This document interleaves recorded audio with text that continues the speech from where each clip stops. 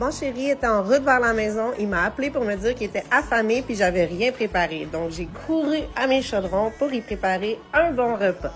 Ce soir, j'ai décidé que j'allais mélanger nos deux cultures. Donc, j'ai commencé par préparer un tasso, nettoyer la viande, l'assaisonner.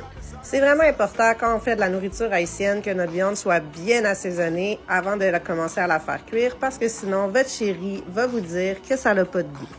Donc là, je brasse bien ma viande, puis je la laisse un petit peu mariner. Ensuite de ça, je vais aller la mettre dans un chaudron et je saisis ma viande, puis ajoute un peu d'eau.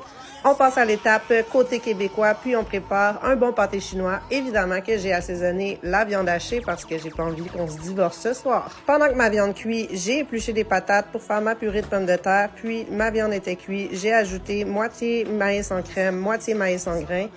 Là, moi, j'ai décidé que je faisais plusieurs pâtés chinois, 3 petits, 2 moyens, puis que j'allais en congeler pour les prochaines fois. C'était le temps d'ajouter la purée de pommes de terre, puis d'aller bien l'étendre. On termine ça avec une petite finition de fromage mozzarella. J'avais pas de pickles, puis j'avais envie de faire changement, donc j'ai coupé des oignons en rondelles, ajouté un peu de lime, de matoupe, puis de vinaigre avec un peu d'épices du chef, puis j'ai tout mélangé ça. Impossible de préparer un bon tasso à mon chéri sans lui faire des bananes pesées.